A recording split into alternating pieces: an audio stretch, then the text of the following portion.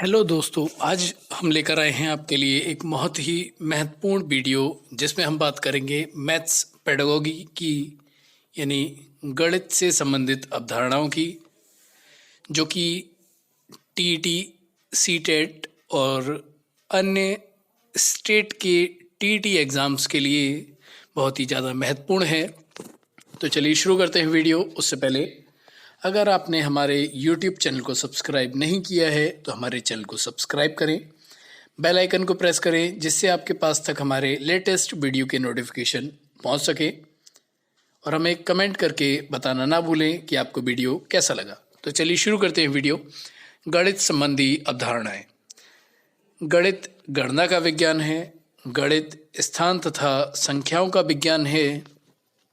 गणित मापन, परिमाण तथा दिशा का विज्ञान है। इसमें मात्रात्मक तथ्यों और संबंधों का अध्ययन किया जाता है। यह आगमनात्मक तथा प्रायोगिक विज्ञान है। गणित विज्ञान की क्रमबद्ध, संगठित तथा यथार्थ शाखा है। गणित के अध्ययन से मस्तिष्क में तर्क करने की आदत विकसित होती है। गणित व विज्ञान वह है जिसमें आवश्यक निष्कर्ष निकाले जाते हैं। यह तार्किक विचारों का विज्ञान है। गणित की प्रकृति। गणित की प्रकृति को अनेक रूपों में दर्शाया गया है, जिनमें प्रमुख हैं: गणित वह संख्या है जिसमें स्थान, दिशा तथा मापन या मापतोल का ज्ञान प्राप्त किया जाता है। गणित में अमूर्त प्रत्यय को मूर्त रूप में परिवर्तित किया जाता है, साथ ही उसकी व्याख्या भी की जाती है। गणित के ज्ञान का आधार हमारी ज्ञानेंद्रियां हैं। गणित के अध्ययन से बालकों में आत्मविश्वास और आत्मनिर्भरता का विकास होता है। इसके अध्ययन से प्रत्येक ज्ञान तथा सूचना स्पष्ट होती है तथा उसका एक संभावित उत्तर निश्चित होता है। गणित की अपनी भाषा है। भाषा का तात्पर्य गणितीय पद, गणितीय प्रत्यय, सूत्र, सिद्धांत तथा संकेतों से है, जो विशेष प्रकार के होते हैं तथा गणित की भाषा को जन्म देते हैं। इसके ज्ञान का आधार निश्चित होता है, जिससे उस पर विश्वास किया जा सकता है। गणित के ज्ञान से बालकों में प्रशंसनात्मक दृष्टिकोण तथा भावना का विकास होता है। गणित का ज्ञान यथार्थ, क्रमबद्ध, तार्किक तथा अधिक स्पष्ट होता है, जिससे उसे एक बार ग्रहण करके आसानी से भुलाया जा सकता है। इससे बालकों में स्वस्थ तथा वैज्ञानिक दृष्टिकोण विकसित होता है। गणित के नियम, सिद्धांत, सूत्र सभी स्थानों पर एक समान होते हैं, जिससे उनकी सत्यता की जांच किसी भी समय तथा स्थान पर की जा सकती है। इसके विभिन्न नियमों, सिद्धांतों, सूत्रों आदि में संदेह की संभावना नहीं रहती है। गणित के अध्ययन से आगमन, निगमन तथा सामान्यीकरण की योग्यता विकसित होती है। इसमें संपूर्ण वातावरण में पाई जाने वाली वस्तु के परस्पर संबंध तथा संख्यात्मक निष्कर्ष निकाले जाते हैं। गणित के ज्ञान का उपयोग विज्ञान की विभिन्न शाखाओं यथा भौतिकी, रसायन विज्ञान, जीव विज्ञान तथा अन्य विषयों के अध्ययन में किया जाता है। गणित की भाषा को परिभाषित, उपयुक्त तथा स्पष्ट होती है। गणित विज्ञान की विभिन्न शाखाओं के अध्ययन में भी सहायक ही नहीं बल्कि उनकी प्रगति तथा संगठन की आधारशिला है। इसमें प्रदत्त अथवा सूचनाओं, संख्यात्मक को आधार मानकर संख्यात्मक निष्कर्ष निकाले जाते हैं। गणित तर्कपूर्ण सोच। गणित शिक्षण तर्क पर आधारित होता है। इसकी पुष्टि निम्नलिखित बिंदुओं के आधार पर की जा सकती है: विज्ञान विषयों के आधार के रूप में गणित, भौतिक शास्त्र, रसायन शास्त्र, नक्षत्र शास्त्र, जीव विज्ञान, चिकित्सा विज्ञान, भूगर्भ विज्ञान, ज्योतिष विज्ञान। गणित का मानव जीवन से घनिष्ठ संबंध। इंजीनियरिंग, बैंकिंग तथा अन्य व्यवसाय गणित से सीधे संबंधित होते हैं। बैंकिंग तथा अन्य व्यवसाय, कंप्यूटर संगठन ये गणित से सीधे संबंधित हैं। यथार्थ विज्ञान के रूप में गणित। गणित के सभी प्रत्यय, सूत्र, तथ्य आदि यथार्थ होते हैं। गणित मानसिक शक्तियों को विकसित करने का अवसर प्रदान करता है। गणित की भाषा सार्वभौमिक होती है। गणित का ज्ञान अन्य विषयों के अध्ययन में सहायक होता है। गणित में सार्थक, अमूर्त तथा संगत संरचनाओं का अध्ययन किया जाता है। गणित समूह तथा संरचनाओं का अध्ययन है। गणित को अनिवार्य विषय बनाने के मुख्य कारण। यदि गणित विषय को पाठ्यक्रम में उचित स्थान न दिया गया तो बच्चों को मानसिक प्रशिक्षण के अवसर नहीं मिल सकेंगे, जिसके अभाव में उनका बौद्धिक विकास प्रभावित हो सकता है। गणित का ज्ञान अर्जन करने के लिए एक गणित संबंधी ऐसी कोई जन्मजात विशेष योग्यता एवं कुशलता नहीं होती जो कि दूसरे विषयों के अध्ययन की योग्यता से अलग हो। गणित ही एक ऐसा विषय है जिसमें बच्चों को अपनी तर्क शक्ति, विचार शक्ति, अनुशासन, आत्मविश्वास तथा भावनाओं पर नियंत्रण रखने का प्रशिक्षण मिलता है। गणित के माध्यम से ही छात्रों में नियमित तथा क्रमबद्ध रूप से ज्ञान ग्रहण करने की आदतों का विकास होता है। प्रत्येक विषय के अध्ययन में गणित के ज्ञान की प्रत्यक्ष तथा अप्रत्यक्ष रूप से आवश्यकता पड़ती है, क्योंकि गणित को सभी विज्ञानों का विज्ञान तथा समस्त कलाओं की कला माना जाता है। विद्यालय पाठ्यक्रम में गणित का महत्व। गणित को अधिक महत्व तथा अनिवार्य विषय बनाए जाने पर बच्चों को अनेक लाभ होते हैं, जिनको गणित की शिक्षा में मूल्य भी कहते हैं। गणित के महत्व को उसके विभिन्न मूल्य द्वारा ही स्पष्ट किया जा सकता है। गणित शिक्षण के निम्नलिखित मूल्य हैं: बौद्धिक मूल्य, प्रयोगात्मक मूल्य, अनुशासन संबंधी मूल्य, नैतिक मूल्य, सामाजिक मूल्य, सांस्कृतिक मूल्य, सौंदर्यात्मक या कलात्मक मूल्य, जीविकोपार्जन संबंधी मूल्य, मनोवैज्ञानिक मूल्य, वैज्ञानिक दृष्टिकोण से संबंधित मूल्य। शिक्षण में गणित का महत्व अथवा उपयोगिता। शिक्षा के क्षेत्र में गणित का अत्यधिक महत्व है। आधुनिक युग में सभ्यता का आधार करती है मातृभाषा के अलावा। ऐसा कोई विषय नहीं है जो दैनिक जीवन से इतना अधिक संबंधित हो। गणित को व्यापार का प्राण एवं विज्ञान का जन्मदाता माना जाता है। वर्तमान समय में गणित को विद्यालय पाठ्य विषयों में स्थान प्रदान किया गया है। इसका प्रमुख कारण है कि गणित बालक को अपनी जीविका कमाने की योग्य बनाने के साथ ही उसके ज्ञान में वृद्धि करता है तथा जीवन के विभिन्न कार्यों को सीखने और करने में सहायता करता है। विद्यार्थियों को मानसिक विकास करके उनकी बुद्धि को प्रखर बनाता है। यह विद्यार्थियों में स्पष्टता, आत्मविश्वास, नियमित शुद्धता, एकाग्रता आदि गुणों को विकसित करता है तथा चरित्र के निर्माण में सहायता करता है। गणित के महत्व को इस प्रकार से स्पष्ट किया जा सकता है। दैनिक जीवन में महत्व। हमारे चारों ओर जीवन तथा हमारे दिन प्रतिदिन व्यवहार का पूर्ण रूप से गणित से भरा हुआ है। प्रत्येक बात को समझाने के लिए हमें थोड़ी बहुत गणित की आवश्यकता पड़ती है। दैनिक जीवन में हमें घर, बाहर, बाजार, क्रय विक्रय आदि सभी में गणित के ज्ञान की आवश्यकता होती है। गणित के बिना हमारा जीवन गूंगे, बहरे तथा अंधे संसार के समान हो जाएगा।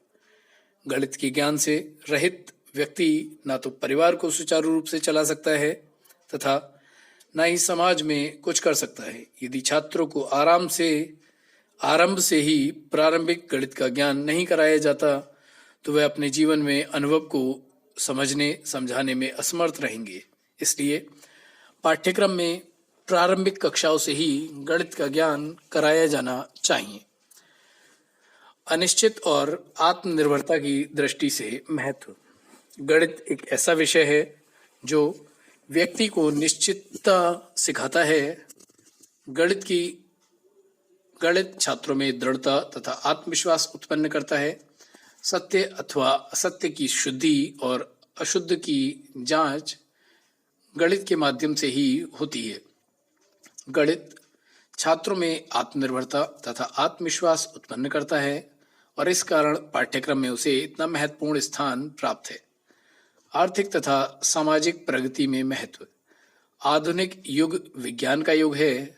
आर्थिक तथा सामाजिक प्रगति भी विज्ञान की देन है। विज्ञान भी गणित के बिना नहीं चल सकता था। इसी कारण से गणित का पाठ्यक्रम में विशिष्ट स्थान है। आर्थिक क्षेत्र में व्यवसाय, उद्योग, यातायात, कृषि, व्यापार आदि में से कोई भी क्षेत्र ऐसा नहीं है जो कि गणित के बिना चल सके। स्वयं विज्ञान भी गणित पर आधारित है। समाज में प्रगति के लिए भी गणित का ज्ञान आवश्यक हो जाता है। अंतर्राष्ट्रीय महत्व।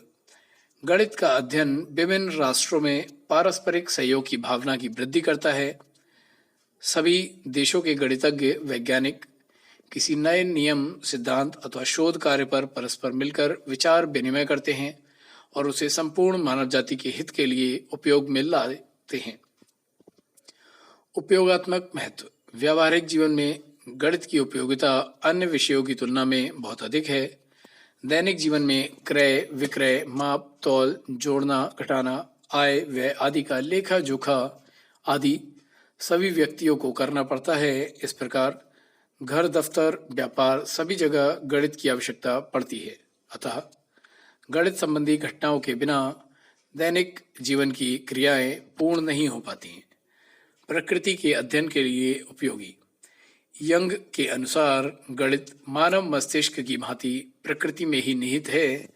प्रकृति की सबसे बड़ी विशेषता परिवर्तन व विचरण है। गणित एक कलम है जो कि विचरण का अध्ययन करती है। इसी कारण कलन को प्रकृति का गणित कहा जाता है। प्राकृतिक घटनाओं जैसे सूर्य, चंद्रमा, तारों के निकलने तथा छिपने का समय, उसकी स्थिति एवं दिशा आदि के ज्ञान में गणित विशेष उपयोगी सिद्ध होता है। बौद्धिक महत्व। मानसिक एवं बौद्धिक विकास के लिए गणित शिक्षण का अत्यंत महत्व है।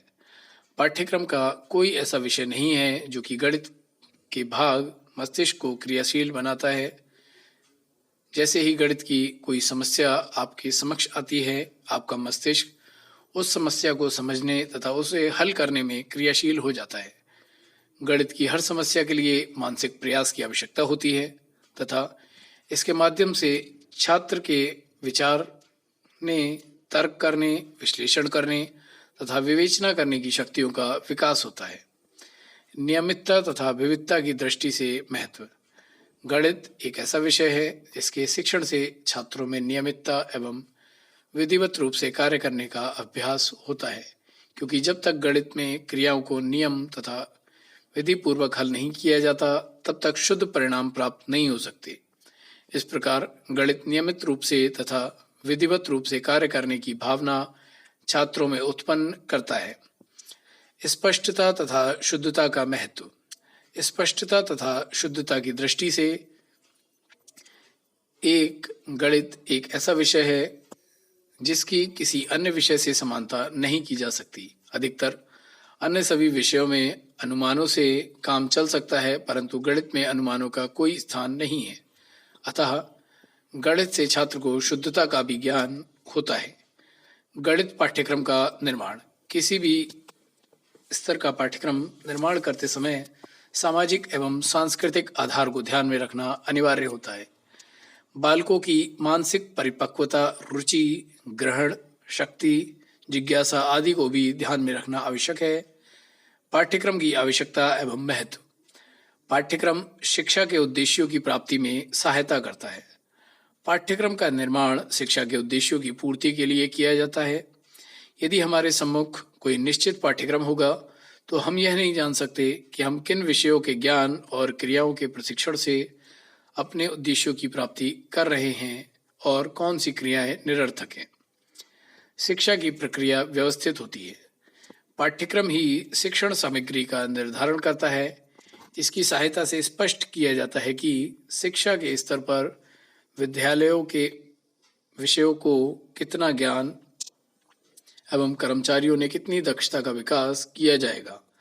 इस प्रकार निश्चित पाठ्यक्रम शिक्षा की क्रिया को व्यवस्थित करता है। समय और शक्ति का सदुपयोग। पाठ्यक्रम की सीमा निश्चित हो जाने के पश्चात अध्यापक को इस बात की जानकारी मिल जाती है कि उसे क्या पढ़ाना है और विद्यार्थी को यह पता चल जाता है कि उसे क्या पढ़ना है। इससे समय और शक्ति का सदुपयोग करने में सहायता मिलती है।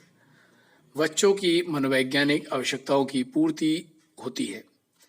निश्चित पाठ्यक्रम बच्चों की मनोवैज्ञानिक विरोधियों को संतुष्ट करने में सहायता प्रदान करता है। मनुष्य एक प्राणी है जो संयोजन क्रियाओं में रुचि लेता है और ऐसा कार्य करना चाहता है कि जिससे उसकी वर्तमान आवश्यकता की पूर्ति होती है और भावी आवश्यकता पूर्ति की संभावना बढ़ती है। पाठ्यक्रम का निर्माण इन तीनों बातों को ध्यान में रखकर किया जाता है, इसलिए बच्चा उसे पूरा करने में रुचि दिखाता है। पाठ्यक्रम की निर्माण में सुविधा। निश्चित पाठ्यक्रम विभिन्न लेखकों को पाठ्य पुस्तकों का निर्माण करने में मार्गदर्शन करता है। लेखक पाठ्य पुस्तक तैयार करते समय उन्हें आवश्यक सामग्री को ही प्रवेश देते हैं। मूल्यांकन करने में आसानी। पाठ्यक्रम की सहायता से बच्चों का मूल्यांकन करने में आसानी होती है। इसी स्तर पर पाठ्यक्रम निर्माण के पश्चात विद्यार्थियों की योग्यता का मूल्यांकन करना आसान हो जाता है। यदि किसी स्तर के लिए कोई पाठ्यक्रम नहीं होगा तो अध्यापक बच्चों की योग्यता का मूल्यांकन नहीं कर सकेंगे। पाठ्यक्रम का विकास। अमेरिका की गणित परिषद, गणित अध्यापकों की राष्ट्रीय परिषद ने सन 1933 में गणित का शिक्षा में स्थान का अध्ययन करने के लिए तथा गणित के पाठ्यक्रम का निर्माण करने के लिए एक आयोग का गठन किया। आयोग को गणित के प्रचलित पाठ्यक्रमों में लचीलापन तथा गणित के अभाव के कारण राष्ट्रीय स्तर पर गणित पाठ्यक्रम के निर्माण में कठिनाइयां हुई। आयोग ने निर्धारित किया कि पूर्व माध्यमिक स्तर पर छात्रों को निम्नलिखित बातों का ज्ञान होना चाहिए: जोड़, घटाव, गुणा, भाग में संख्या के संचय की क्रियाओं पर अधिकार, आधारभूत प्रत्ययों, प्रक्रिया एवं शब्दावली की जानकारी, किसी अंक का विभिन्न संख्याओं में स्थानीय मान तथा दशमलव प्रणाली का ज्ञान, प्रमुख मापन की इकाइयों का ज्ञान, जीवन में संबंधित सामान्य समस्याओं को हल करने में मापन तथा गणनाओं का प्रयोग करने की क्षमता, पूर्ण संख्याओं, आधार, साधारण भिन्नों तथा दशमलव भिन्नों की प्रक्रियाओं का ज्ञान, आयत, वर्ग, वृत्त, त्रिभुज, आयताकार, ठोस, गोला, घन आदि को पहचानना एवं इनकी आकृति खींचना। गणित का सामान्य शिक्षा में स्थान का अध्ययन करने के लिए 1940 में एक कमेटी का गठित किया गया। इस कमेटी का मुख्य सुझाव यह था कि गणित के अध्ययन द्वारा छात्रों की आवश्यकताओं की संतुष्टि होना चाहिए। ये मुख्य आवश्यकताएं निम्नलिखित हैं: वैयक्तिक जीवन संबंधी, आर्थिक संबंधी, सामाजिक नागरिक संबंधी, तत्कालीन वैयक्तिक सामाजिक संबंधी। पाठ्यक्रम की रचना अथवा निर्माण के प्रमुख सिद्धांत।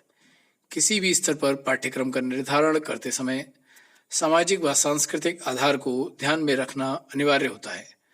गणित जैसे महत्वपूर्ण एवं दैनिक जीवन में उपयोगी विषय पर परिस्थितियों के बदलते स्वरूप का असर पड़ता है। इस बात पर विशेष आग्रह चाहिए कि गणित सीखकर बालक दैनिक जीवन की समस्याओं को सामान्य रूप से स्वयं हल कर लेगा। साथ ही गणित का मनोरंजक पक्ष भी पाठ्यक्रम निर्धारण में अछूता न रह जाए। बालकों की मानसिक परिपक्वता, रुचि, ग्रहण शक्ति, जिज्ञासा आदि को भी पाठ्यक्रम निर्धारण में ध्यान देना होगा, तभी पाठ्यक्रम को मनोवैज्ञानिक आधार प्राप्त हो सकेगा। पाठ्यक्रम के लिए बालक नहीं होता है बल्कि पाठ्यक्रम बालक के लिए होता है तथा पाठ्यक्रम निर्धारण में बालकों की मनोवैज्ञानिक आवश्यकताओं पर भी विचार करना आवश्यक है। उपयुक्त विवेचन के आधार पर पाठ्यक्रम निर्धारण के मुख्य सिद्धांत इस प्रकार हैं: बालक को शिक्षण का केंद्र मानना, उपयोगिता का सिद्धांत, उच्च शिक्षा की आवश्यकता पूर्ति का सिद्धांत, क्रियाशीलता का सिद्धांत, अध्यापकों की राय लेने का सिद्धांत, लचीलापन का सिद्धांत, अवकाश के सदुपयोग का सिद्धांत, गणित शिक्षण के उद्देश्यों की पूर्ति का सिद्धांत, अनुशासिक मूल्यों का सिद्धांत, सहसंबंध का सिद्धांत। उद्देश्यों को व्यवहारगत रूप में लिखने की आवश्यकता। अधिगम उद्देश्य का निर्धारण शिक्षण की विभिन्न क्रियाओं को विशिष्ट रूप से प्रस्तुत नहीं करता, इसलिए इनको व्यवहारिक रूप में लिखना आवश्यक हो जाता है। उद्देश्यों को व्यवहारिक रूप में लिखने की निम्नलिखित आवश्यकता तथा महत्व है। उद्देश्यों की सहायता से अधिगम अनुभव की विशेषताओं को निर्धारित किया जाता है। शिक्षण क्रियाओं को सुनिश्चित तथा विशिष्ट बनाने में सहायता मिलती है। अध्यापक के लिए शिक्षण व्यूह रचना के चयन में सहायक है। यह परीक्षण के लिए प्रश्नों के चयन में सहायक है। इसकी सहायता से मूल्यांकन एवं मापन संभव होता है। श्रव्य दृश्य सामग्री के चयन में सहायता प्राप्त होती है। व्यवहार के सभी पक्षों से संबंधित उद्देश्यों की प्राप्ति के लिए परीक्षा की व्यवस्था करने में सहायक है। ज्ञानात्मक उद्देश्य को व्यवहारिक रूप में लिखना। ज्ञानात्मक उद्देश्य को व्यवहारिक रूप में लिखने का श्रेय रॉबर्ट मेगर को जाता है। मेगर ने अभिक्रमित अनुदेशन की रचना के लिए व्यवहारिक देशों का महत्व दिया। प्रत्येक वर्ग के उद्देश्यों को व्यवहारिक रूप में लिखने के लिए मेगर ने कार्य सूचक क्रियाओं की सहायता ली, जिनकी सहायता से अध्यापक उद्देश्यों को व्यवहारिक रूप में लिख सकते हैं। इस प्रकार कार्य क्रियाओं की सहायता से बालकों से पूर्व व्यवहार तथा उनकी आवश्यकताओं को ध्यान में रखकर शिक्षण उद्देश्य को निर्धारित किया जाता है। विभिन्न प्राप्त उद्देश्यों के लिए दी गई कार्य सूचक क्रियाओं का चुनाव करके विषय वस्तु के साथ प्रयुक्त करके उस उद्देश्य का व्यवहारिक रूप लिखा जाता है। उदाहरणार्थ, गणित में लिखा चित्र द्वारा युगपत समीकरणों का हल के ज्ञान बोध का प्रयोग शिक्षण उद्देश्य को व्यवहारिक रूप में अग्र प्रकार लिख सकते हैं। प्राप्त उद्देश्य ज्ञान, बालक युगपत समीकरण का प्रत्यास्मरण कर सकेंगे। बालक युगपत समीकरण को परिभाषित कर सकेंगे। प्राप्त उद्देश्य बोध, बालक युगपत समीकरण के उदाहरण दे सकेंगे। बालक युगपत समीकरण को ग्राफ द्वारा प्रयुक्त कर सकेंगे। प्राप्त उद्देश्य ज्ञान उपयोग, बालक युगपत समीकरण को ग्राफ पर प्रदर्शित कर सकेंगे। बालक युगपत समीकरण को हल कर सकेंगे। गणित परिषद। गणित परिषद गणित की पाठ्यक्रम सहगामी क्रियाओं की रीढ़ की हड्डी है। इसका सबसे बड़ा प्रमाण यह है कि शिक्षण उपलब्धि की दृष्टि से कक्षा से बाहर की गई वैज्ञानिक क्रिया है। नियमित कक्षा क्रियाओं का मुकाबला करती हैं। अनेक ऐसे उदाहरण भी मिलते हैं जिनमें पूर्ववर्ती क्रियाएं अपेक्षाकृत अधिक महत्वपूर्ण सिद्ध हुई हैं। गणित परिषद में शिक्षा करके सीखना पर आधारित होती है, इस कारण यह अधिक रुचिपूर्ण होती है। औपचारिक कक्षा शिक्षण की अपेक्षा यह छात्रों की योग्यता और रुचि के अधिक अनुरूप होती है, क्योंकि इसमें किसी प्रकार के निश्चित पठन पाठन पर अधिक जोर नहीं दिया जाता। इस कारण यह छात्रों की सृजनात्मक शक्ति का अधिक विकास होता है। गणित परिषद के उद्देश्य छात्रों की समस्या समाधान विधि के आधार पर गणित संबंधी अभिरुचि विकसित करना, छात्रों का दैनिक जीवन के प्रति व्यापक दृष्टिकोण विकसित करना, गणित को रोचक कार्य रूप में प्रोत्साहित करना, छात्रों में परस्पर सहयोग एवं स्वस्थ प्रतियोगिता विकसित करना, अन्वेषणात्मक, रचनात्मक एवं आविष्कारात्मक योग्यताओं को विकसित करना, छात्रों को विज्ञान की नवीनतम प्रगति एवं उनके दैनिक जीवन में उपयोग से परिचित कराना, छात्रों में तर्क व निरीक्षण शक्ति विकसित करना, दूसरी विज्ञान परिषद से संपर्क स्थापित करना और उनके साथ सूचना और क्रियाओं का विनिमय करना, जिला, प्रदेशीय, राष्ट्रीय या अंतर्राष्ट्रीय स्तर की परिषदों की सदस्यता प्राप्त करना। शिक्षा के मूल्यांकन के प्रमुख उद्देश्य पाठ्यक्रम में आवश्यक संशोधन करना, परीक्षा प्रणाली में सुधार करना, निर्देशन एवं परामर्श हेतु उचित अवसर प्रदान करना, अध्यापकों की कार्यकुशलता एवं सफलता का मापन करना, बालकों के व्यवहार संबंधी परिवर्तनों की जांच करना, बालकों की दुर्बलताओं तथा योग्यताओं की जानकारी प्रदान करने में सहायता देना, नवीनतम एवं प्रभावी शिक्षण विधियों एवं प्रविधियों की खोज करना, अनुदेशन की प्रभावशीलता का पता लगाना, प्रचलित शिक्षण विधियों तथा पाठ्यपुस्तकों की जांच करके उनमें अपेक्षित सुधार करना, बालकों को उत्तम ढंग से सीखने के लिए प्रोत्साहित करना, बालकों की व्यक्तिगत एवं सामाजिक आवश्यकताओं की पूर्ति हेतु जानकारी प्रदान करना, शिक्षण व्यूह रचना में सुधार एवं विकास करना, निदानात्मक तथा उपचारात्मक शिक्षा पर बल देना। मूल्यांकन की आवश्यकता एवं महत्व। मूल्यांकन के द्वारा बालकों की मानसिक शक्ति, रुचि तथा उनके दृष्टिकोण का अनुमान लगाया जा सकता है। योग्यता अनुसार बालकों को विभिन्न समूह में विभाजित करने के लिए आवश्यक है। छात्रों को व्यावसायिक एवं शैक्षिक निर्देशन देने के लिए आवश्यक है। उसके द्वारा अधिगम प्रक्रिया में सुधार होता है। पाठ्यक्रम, पाठ्यपुस्तक एवं शिक्षण विधियों में सुधार करने हेतु अत्यंत आवश्यक है। इसके द्वारा छात्रों को अपनी कमजोर तथा मजबूत स्थिति का पता लगता है। बालकों की कक्षोन्नति और कक्षा विभाजन में सुविधा प्रदान करता है। परीक्षा प्रणाली में आवश्यक सुधार होता है। गणित मूल्यांकन की प्रविधियाँ।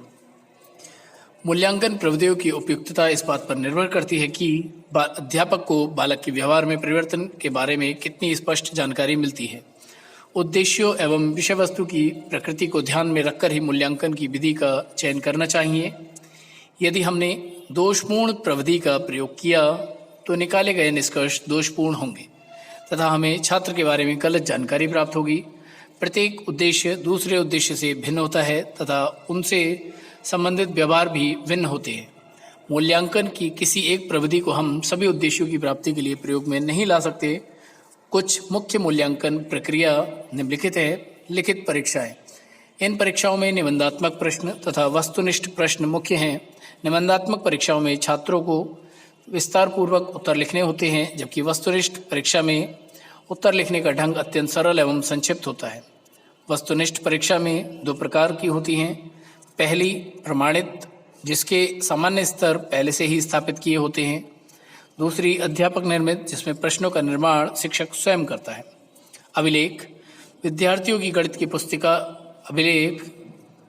अभिलेखन संचिका अत्यधिक के अवलोकन से उनकी रुचि, दृष्टिकोण, अनुभूति इत्यादि का मूल्यांकन किया जा सकता है।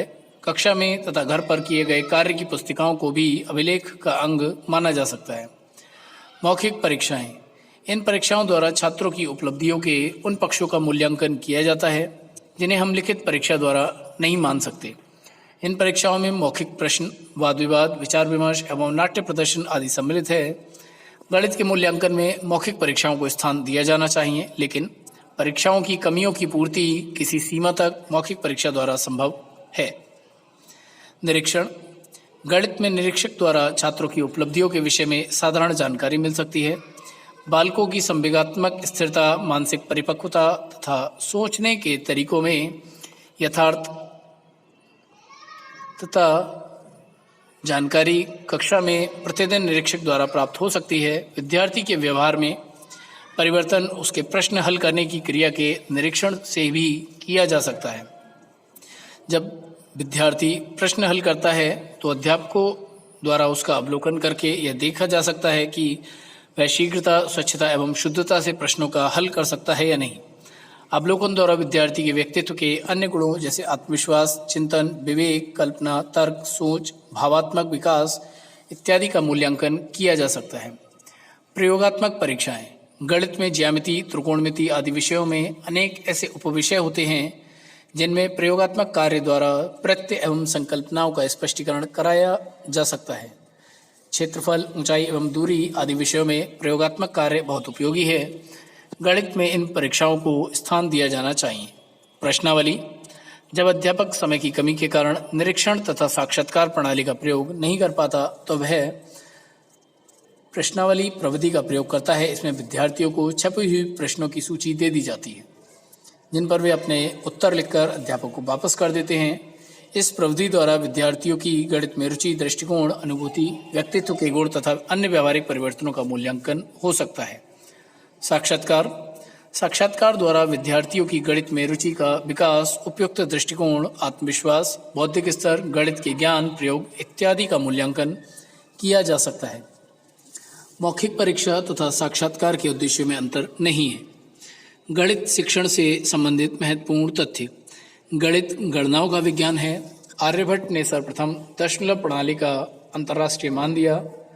गणित शिक्षण का प्रारंभिक स्तर पर प्रमुख उद्देश्य मापतोल की इकाइयों तथा उनके व्यावहारिक उपयोग को सीखना है। माध्यमिक स्तर पर गणित शिक्षण का प्रमुख उद्देश्य गणना संबंधी दक्षता का विकास करना। विशेषण विधि से प्रयुक्त शिक्षण सूत्र अज्ञात से ज्ञात की ओर है। संश्लेषण विधि में प्रयुक्त शिक्षण सूत्र ज्ञात से अज्ञात की ओर है। संश्लेषण विधि का अर्थ है किसी साध्य के विभिन्न अंगों को एकत्रित करके लक्ष्य की ओर अग्रसर होना। सामान्य से विशिष्ट की ओर सूत्र का अनुसरण लिंगबन विधि में किया जाता है। पाठ योजना शिक्षक की उन कार्यों का एक समूह है जो लिखित प्रारूप में होता है। उसे कक्षा में क्रियान्वित करना होता है। इकाई योजना के प्रवर्तक मॉरिसन हैं। हार्वर्ड की पंचपदीय प्रणाली के 5 पद निम्नलिखित हैं: तैयारी, प्रस्तावना व उद्देश्य कथन, प्रस्तुतिकरण, तुलना, सामान्यीकरण, अनुप्रयोग। पाठ योजना के प्रमुख भाग निम्नलिखित हैं: शिक्षक क्रियाएं, विधि प्रविधि आवश्यक सामग्री, मूल्यांकन, छात्र क्रियाएं, सीखने के उद्देश्यों का वर्णन, पाठ्य वस्तु संबंधी शिक्षण बिंदुओं का वर्णन। शिक्षा के 3 अंग निम्नलिखित हैं: शिक्षक, विद्यार्थी तथा पाठ्यक्रम। धनात्मक तथा ऋणात्मक दोनों प्रकार की संख्याओं से बनी संख्या को मिश्रित संख्या कहते हैं। मूल्यांकन वह प्रक्रिया है जिसमें व्यक्ति तथा समाज दोनों ही आधारों को दृष्टिगत रखते हुए शिक्षा की प्रक्रिया को सर्वाधिक महत्वपूर्ण बनाया जाता है तथा मूल्यांकन द्वारा संपूर्ण व्यक्तित्व का विकास संभव है। मूल्यांकन आयाम के प्रवर्तक B.S. ब्लूम हैं। मूल्यांकन की 4 प्रमुख प्रविधियां हैं: परीक्षा प्रविधि, क्रम निर्धारक मान, अवलोकन, प्राप्तांक पत्र। मूल्यांकन की प्रमुख विशेषता यह है कि वह निरंतर चलने वाली प्रक्रिया है।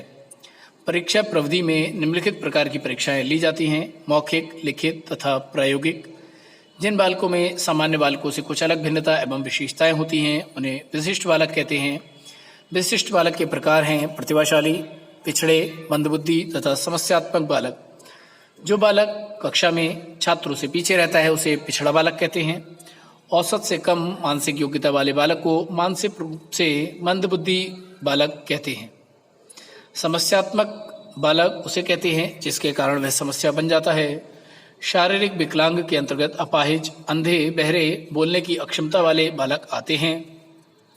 सामाजिक, आर्थिक और शैक्षिक आवश्यकताओं से वंचित रहने वाले बालक वंचित बालक कहलाते हैं। वह बालक जो सामान्य बालकों से सभी बातों में श्रेष्ठतर होते हैं प्रतिभाशाली बालक कहलाते हैं। प्रतिभाशाली बालक 2 प्रकार के होते हैं: वे जो असाधारण बुद्धि वाले होते हैं, वह जो कला, गणित, संगीत, अभिनय आदि में विशेष योग्यता रखते हैं। जिस बालक की बुद्धि रफ्ती 70 से कम होती है उसको मंदबुद्धि बालक कहते हैं। निदानात्मक परीक्षाओं का मुख्य उद्देश्य शिक्षण अधिगम की परिस्थितियों को प्रभावशाली बनाना है। अध्यापन विधियाँ। गणित में अध्यापन की अनेक विधियां हैं जिससे अध्यापक को परिचित होना आवश्यक है ताकि वह आवश्यकता के अनुसार चुनाव कर सके। गणित शिक्षण विधियों के दोष व गुण का ज्ञान एक भावी अध्यापक के दृष्टिकोण को विस्तृत कर देता है और उसकी अध्यापन प्रक्रिया को संकुचित होने से बचाता है, क्योंकि विभिन्न परिस्थितियों के अनुसार अध्यापक यह निर्णय करने में सक्षम होता है कि अध्यापन की कौन सी विधि को कब और कैसे उपयोग में लाया जाए।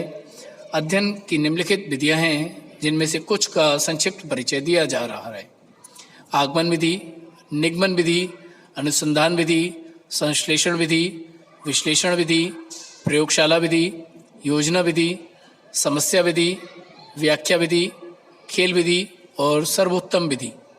उपचारात्मक शिक्षण ऐसा शिक्षण जो छात्र के निदानात्मक परीक्षण के पश्चात उसकी कमजोरियों एवं अधिगम रिक्तियों को दूर करने के लिए दिया जाता है, उपचारात्मक शिक्षण कहलाता है। उपचारात्मक शिक्षण के उपाय।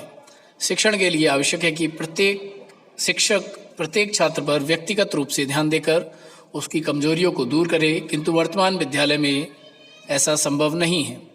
इसका सरल समाधान यह है कि समान अधिगम रिक्तियों के छात्रों को छोटे छोटे समूहों में विभाजित कर उपचारात्मक शिक्षण किया जाए।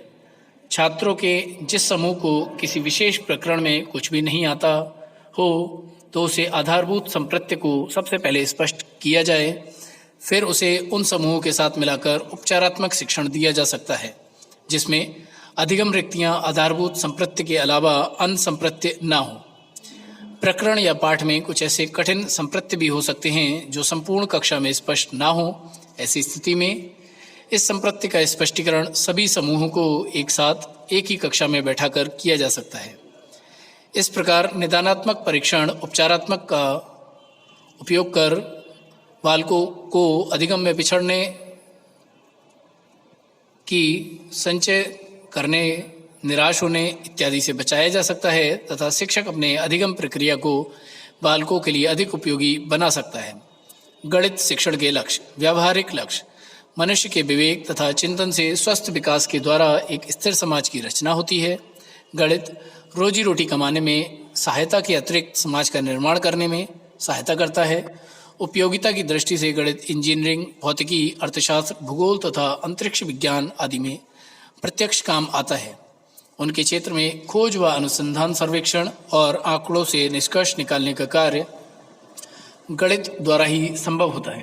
अनुशासनात्मक लक्ष्य: गणित व्यक्ति में आदतों तथा क्षमताओं का विकास करता है। सादगी, परिणामों की अनिश्चितता, मौलिकता, समन्वय तथा अन्य विषयों से संबंध की स्थापना अनुशासन का ही गुण है।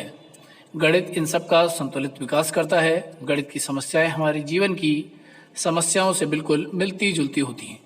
सांस्कृतिक व नैतिक लक्ष्य: अनेक शिक्षाविद आज इस मान्यता से सहमत है कि गणित शिक्षण का सांस्कृतिक तथा नैतिक महत्व भी है। गणित अप्रत्यक्ष रूप से विद्यार्थियों में स्वस्थ आदतों का विकास करता है। नागरिकों में शुद्ध सांस्कृतिक मूल्यों की स्थापना के लिए तर्क शक्ति तथा निर्णय शक्ति का विकास आवश्यक है।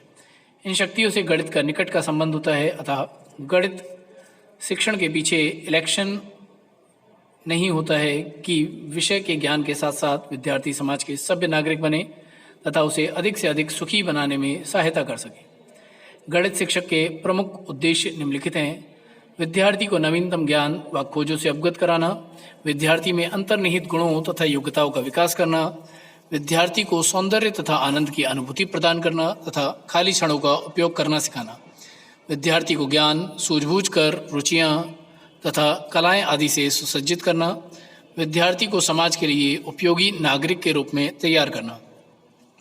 गणित शिक्षण में परियोजना योजना विधि: परियोजना या योजना विधि जॉन डीवी के विचारों की देन है। इस विधि के जन्मदाता डॉक्टर किलपैट्रिक ने डीवी के प्रयोजनवाद के सिद्धांत पर योजना पद्धति का निर्माण किया है। विभिन्न शिक्षा शास्त्रियों ने इसे निम्नलिखित रूप में परिभाषित किया है। डॉक्टर किलपैट्रिक के अनुसार योजना सामाजिक वातावरण में संपन्न होने वाली संपूर्ण एवं उद्देश्यपूर्ण कार्य है। स्टीवेंसन के शब्दों में परियोजना किसी समस्या को स्वाभाविक परिस्थिति में पूरा किया जाने वाला कार्य है। डेलाई के अनुसार परियोजना यथार्थ जीवन का ही एक भाग है जो विद्यालय में पूरा किया जाता है। उपरोक्त परिभाषा से परियोजना के संबंध में निम्नलिखित बातें स्पष्ट हो जाती हैं। परियोजना एक स्वतंत्र प्रक्रिया है। यह पूर्णतः स्वाभाविक वातावरण में होती है तथा इसमें औपचारिकता के लिए कम स्थान होता है। परियोजना का चुनाव अध्यापक द्वारा थोपा नहीं जाता, बल्कि यह छात्र और अध्यापक दोनों की रुचि पर निर्भर करता है। परियोजना विद्यालय में संपन्न होती है, परंतु इसका कार्यक्षेत्र विद्यालय से बाहर होता है। योजना के प्रकार: योजनाएं दो प्रकार की होती हैं, व्यक्तिगत और सामाजिक। व्यक्तिगत योजनाएं वह हैं जिन्हें छात्र व्यक्तिगत रूप से करते हैं। इसके विपरीत सामाजिक योजनाएं वह हैं जिन्हें विद्यार्थी सामूहिक रूप से पूर्ण करते हैं। सामूहिक रूप से कार्य करने से बालकों को समाज संबंधी अनेक बातों की शिक्षा मिलती है और उनमें सामाजिकता के गुणों का विकास होता है। योजना पद्धति के सोपान: किसी भी योजना पर काम करने के लिए हमें वास्तविक रूप से 6 सोपानों से गुजरना पड़ता है। परिस्थिति उत्पन्न करना, योजना का चुनाव तथा उसके उद्देश्य स्पष्ट करना, योजना की रूपरेखा तैयार करना, योजना कार्य अनुसार कार्यक्रम को क्रियात्मक रूप देना, कार्य का मूल्यांकन करना, कार्य का लेखा जोखा रखना। योजना विधि के गुण: योजना विधि मनोविज्ञान के सिद्धांत पर आधारित है और करो और सीखो का मनोवैज्ञानिक सिद्धांत इस विधि की एक विशेषता है। इसमें बालकों को स्वतंत्र रूप से सोचने, निर्णय लेने तथा स्वाभाविक रुचियों के अनुसार कार्य करने का अवसर मिलता है। इस विधि में समस्या का समाधान विद्यार्थियों पर छोड़ दिया जाता है और प्रत्येक विद्यार्थी अपनी क्षमता के अनुसार कार्य करता है। इससे उनके मन में श्रम के प्रति आदर का भाव उत्पन्न होता है और वह हाथ से कार्य करने से मन में हीन भावना नहीं लाते। योजना विधि बालकों में आत्म अनुशासन पैदा करती है जो विद्यार्थी को अपने जीवन में बहुत उपयोगी है। इस विधि में रट्टा लगाकर याद करने की बजाय समस्या के हल करने पर बल दिया जाता है। यह शिक्षा की एक स्वाभाविक एवं अनौपचारिक प्रक्रिया है। इस विधि द्वारा बालकों में अनेक सामाजिक गुणों का विकास होता है, जैसे आत्मसम्मान, आत्मविश्वास, प्रेम एवं आपसी सहयोग की भावना इत्यादि। इस विधि द्वारा बच्चों में समय का सदुपयोग करने की भावना का विकास होता है। योजना विधि के दोष: योजना विधि अत्यधिक खर्चीली है। इस विधि में समय, धन और शक्ति बहुत ही खर्च होती है। प्रत्येक स्कूल ऐसी विधि को नहीं चला सकते। इस विधि का प्रयोग करने से अध्यापक को पाठ्यक्रम को समय पर समाप्त करने में कठिनाई हो सकती है और पाठ्यक्रम समय पर समाप्त करना अति आवश्यक है। योजना विधि की सफलता अध्यापक की योग्यता पर निर्भर करती है, परंतु दुर्भाग्य की बात है कि ऐसे अध्यापक पाना कठिन है जो ठीक रूप से योजना विधि का प्रयोग कर सके। योजना विधि में अध्यापक को बहुत परेशान रहना पड़ता है, क्योंकि योजना विधि की सफलता इस बात पर निर्भर करती है कि अध्यापक विद्यार्थियों को उनकी योग्यता, शक्ति आदि के अनुसार योजना की रूपरेखा तैयार कराए तथा समय समय पर उनके कार्य का निरीक्षण करके उन्हें उचित सहायता दे। अध्यापक पर स्कूल के कार्य का इतना भार होता है कि कोई भी अध्यापक इस विधि को अपनाने का प्रयास नहीं करता। वर्तमान परीक्षा प्रणाली के अनुसार यदि उपयुक्त नहीं है। इस विधि में किसी भी प्रकार से बच्चे की जांच नहीं हो सकती। वर्तमान स्कूलों में प्रत्येक कक्षा में लगभग 60 से 70 विद्यार्थी होते हैं। इतनी बड़ी कक्षाओं में इस विधि का प्रयोग असंभव है। गणित शिक्षण में समस्याएं, गणितीय ज्ञान को शीघ्रता से ग्रहण करने में कठिनाई, गणित के प्रति रुचि एवं उचित दृष्टिकोण का अभाव, कक्षा का उदासीन वातावरण, परिवार का निम्न सामाजिक आर्थिक स्तर, माता पिता की अशिक्षित होने की वजह से सही दिशा निर्देश नहीं मिल पाना, घरेलू झगड़े, हीन भावना एवं आत्मविश्वास की कमी, स्कूल में पूरी सुविधाएं न मिल पाना, अध्यापक का अरुचिपूर्ण व्यवहार, शैक्षिक निर्देशन का अभाव, गणित सीखने में त्रुटि के कारण, कार्य का निर्धारण करते समय छात्रों की रुचियों, आवश्यकताओं तथा मानसिक विकास पर ध्यान न देना, बालकों में तत्परता एवं एकाग्रता का अभाव, बालकों में गणित के प्रति नकारात्मक दृष्टिकोण का होना, शीघ्र निर्णय लेने की क्षमता का अभाव, कल्पना तथा स्मरण शक्ति का अभाव, समस्या का विश्लेषण तथा संश्लेषण करने की योग्यता की कमी, बालकों में गणित के प्रति जागरूकता का अभाव, दिए गए कार्य को समय पर पूरा न करना, बालकों में गणना संबंधी कुशलता का अभाव, आत्मविश्वास तथा आत्मनिर्भरता का अभाव, गणित शिक्षण की विद्यालयी समस्याएं। आजकल अधिकांश विद्यार्थी गणित विषय में उतने निपुण नहीं हैं जितनी उनसे आशा की जाती है। इसके मुख्य कारण निम्नलिखित हैं। पाठ्यक्रम की संरचना की समस्या। गणित शिक्षण में पाठ्यक्रम की संरचना का बड़ा महत्व है। पाठ्यक्रम सरल से कठिन की ओर, बाल केंद्रित तथा जीवन से संबंधित सिद्धांतों पर आधारित होना चाहिए, लेकिन माध्यमिक स्तर पर पाठ्यक्रम की संरचना का व्यवस्थित न होना भी गणित शिक्षण की एक प्रमुख समस्या है। व्यक्तिगत भेदों के ज्ञान की समस्या। प्रत्येक छात्र की बुद्धि, रुचि, योग्यता, क्षमता, अभिवृत्ति आदि अलग अलग होती है तथा यही विशेषता शिक्षण की एक समस्या बन जाती है। इन्हीं विशेषताओं के कारण कुछ छात्र तो अध्यापक द्वारा प्रदत्त ज्ञान को आसानी से आत्मसात कर लेते हैं और कुछ देर से कर पाते हैं या बिल्कुल ही नहीं कर पाते। सामान्यतः एक कक्षा में अध्यापक को 3 प्रकार के छात्रों का सामना करना होता है: मेधावी, सामान्य तथा पिछड़े हुए छात्र। आजकल शिक्षक अपने शिक्षण की व्यवस्था इसके अनुरूप सुचारू रूप से व्यवस्थित करने में असफल हो रहे हैं। प्राथमिक स्तर पर छात्रों की गणितीय नींव का कमजोर होना। माध्यमिक स्तर पर गणित शिक्षण की एक प्रमुख समस्या यह भी है कि छात्रों का प्राथमिक स्तर पर गणित शिक्षण बहुत कमजोर रूप में होता है, जिस कारण माध्यमिक स्तर पर छात्र गणित को ठीक से नहीं समझ पाते। इसी कारण से प्रशिक्षण के प्रति रुचि कम हो जाती है, जिस कारण माध्यमिक स्तर पर गणित शिक्षण का कार्य सुचारू रूप से नहीं हो पाता, जो माध्यमिक स्तर पर गणित की एक प्रमुख समस्या बन जाती है। छात्रों का शारीरिक स्वास्थ्य एवं मानसिक स्वास्थ्य। गणित शिक्षण के अंतर्गत छात्रों का शारीरिक एवं मानसिक रूप से स्वस्थ होना नितांत आवश्यक है, क्योंकि बालक के ध्यान, रुचि का बर्ताव पर इसका प्रभाव पड़ता है। किसी भी प्रकार की मानसिक विकृति, शारीरिक रुग्णता तथा मानसिक तनाव का प्रत्यक्ष प्रभाव बालकों के शिक्षण पर प्रतिकूल पड़ता है। शारीरिक एवं मानसिक रूप से अस्वस्थ बालक शीघ्र ही थक जाते हैं। अध्यापक के विषय के प्रति सही ज्ञान न होना। अध्यापक को किसी विषय से संबंधित ज्ञान, अनुभव एवं योग्यता आदि छात्रों को प्रत्यक्ष रूप से प्रभावित करते हैं। यदि अध्यापक को अपने विषय की जानकारी नहीं है तो वह छात्रों को बहुत कुछ नहीं दे पाएगा। इसके विपरीत यदि अध्यापक को अपने विषय का पूर्ण ज्ञान है तो वह आत्मविश्वास के साथ छात्रों को नवीन ज्ञान देने में सक्षम होगा तथा उसका शिक्षण प्रभावी होगा। आजकल गणित शिक्षण से जुड़ी यह एक प्रमुख समस्या है। गणित शिक्षक की शिक्षण विधि का सीधा संबंध अधिगम प्रक्रिया से होता है तथा प्रत्येक शिक्षक का पढ़ाने का तरीका भी भिन्न होता है तथा सभी छात्र एक ही विधि से नहीं सीख पाते। शिक्षण की विधि जितनी अधिक वैज्ञानिक एवं प्रभावशाली होगी, उतनी ही सीखने की प्रक्रिया सरल एवं लाभप्रद होगी। बच्चों के संदर्भ में खेल विधि द्वारा सीखना, करके सीखना, निरीक्षण द्वारा सीखना, योजना विधि द्वारा सीखना, खोज विधि द्वारा सीखना आदि का अपना अलग अलग महत्व है, लेकिन शिक्षक छात्रों की रुचि के अनुरूप उन्हें शिक्षा नहीं देकर पुरानी विधि पर ही निर्भर रहते हैं। अभ्यास के उचित विभाजन की व्यवस्था न होना। अभ्यास गणित शिक्षण का एक महत्वपूर्ण अंग है। गणित शिक्षण में अभ्यास का उचित विभाजन नहीं है। गणित शिक्षण में अभ्यास का मापदंड अलग है, आवश्यक है। अभ्यास उतना होना चाहिए जितना कि छात्रों से बिना थकावट का अनुभव करें तथा यह निरंतर होनी चाहिए। माध्यमिक स्तर पर गणित शिक्षण में अभ्यास की प्रक्रिया को शुरू एक समान नहीं है, जो गणित शिक्षण में एक प्रमुख समस्या है। आवश्यकता से अधिक अभ्यास कराने से सीखने की क्षमता का ह्रास होता है।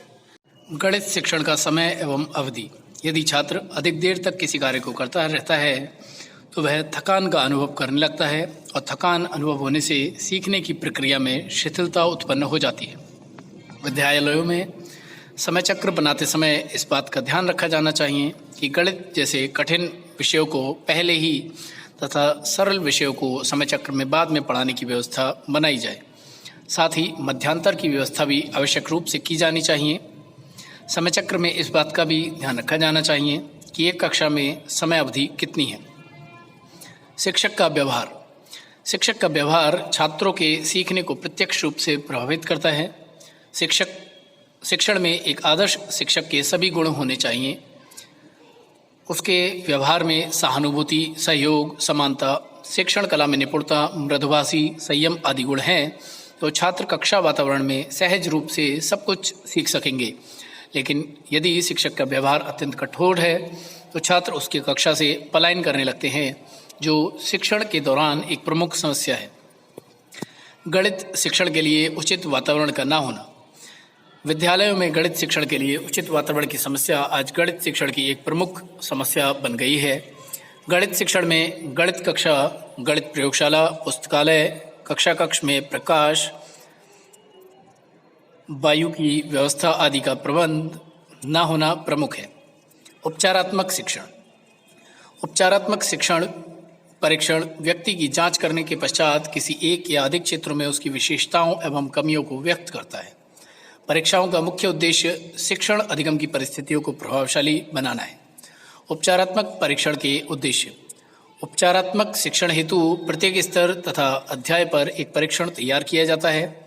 उपचारात्मक पदों की व्याख्या करने से पहले उस परीक्षण के उद्देश्य देना आवश्यक है। उपचारात्मक परीक्षण के निम्नलिखित उद्देश्य हैं: छात्रों के विषय संबंधी विकास में रुकावट आने वाले तत्वों को जानना तथा उपचारात्मक सुझाव देना, गणित में कमजोर आंकना और उसके आधार पर सामूहिक उपचारात्मक पद्धति अपनाना, अध्ययन पद्धतियों का दिशा निर्देशन करना, गणित विषय के शिक्षण तथा अध्ययन में सुधार लाना, यह छात्र तथा शिक्षक दोनों के लिए लाभदायक होता है। यदि छात्र किन्हीं गणित के प्रत्ययों को स्पष्ट नहीं समझ पाते तो शिक्षक को अपनी विधि में परिवर्तन लाना होता है। कक्षा में गणित में पिछड़े बालकों को पहचानना जिसे सुधार हेतु निदान संभव हो सके। पाठ्यक्रम तथा पाठ्यवस्तु में कमियों के आधार पर परिवर्तन लाना जिससे वे छात्रों के लिए उपयोगी हों। छात्रों की कमियों को जानने हेतु उपयुक्त मूल्यांकन प्रक्रिया का प्रयोग करना। विद्यालय में उपचार हेतु निम्नलिखित व्यवस्था करनी चाहिए। छात्रों की कमजोरी के आधार पर छोटे छोटे समूह बनाकर अलग अलग शिक्षण की व्यवस्था की जानी चाहिए। गणित के भिन्न भिन्न क्षेत्रों में जिनमें छात्रों की अधिक कमजोरी होती है उनमें गोष्ठियों का आयोजन कराया जाए। इसके द्वारा भी छात्रों की कमजोरी दूर की जा सकती है। छात्रों की कमजोरी को दूर करने हेतु उसी पाठ्यक्रम को दोहराया जाए जिससे उनकी कमजोरी की पहचान की जानी चाहिए। गणित के क्षेत्र में छोटे छोटे प्रोजेक्ट तथा समस्याएं देनी चाहिए। इसके द्वारा कक्षा शिक्षण में जो प्रत्यय स्पष्ट ना हो सके हुए स्पष्ट हो जाते हैं छात्रों को अध्याय की समाप्ति पर अभ्यास का कार्य दिया जाना चाहिए। इससे जो कुछ कमजोरी रह गई है वह दूर हो जाती है। इसके साथ ही हमारा ये वीडियो कंप्लीट होता है, पूरा होता है। हमें कमेंट करके ज़रूर बताएं कि आपको ये वीडियो कैसा लगा। साथ ही चैनल को सब्सक्राइब करना और वीडियो को शेयर करना ना भूलें। धन्यवाद।